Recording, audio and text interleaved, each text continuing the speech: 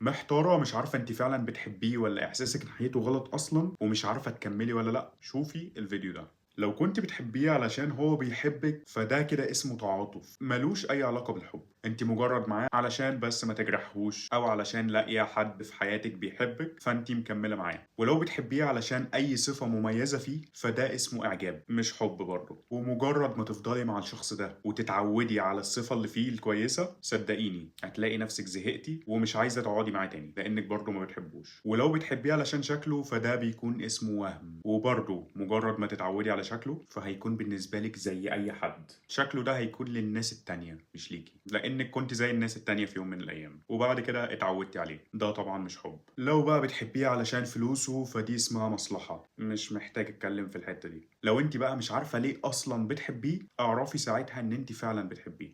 ابعتوا الفيديو ده لاصحابكم اللي موهومين انهم بيحبوا الشخص اللي معاه. سلام.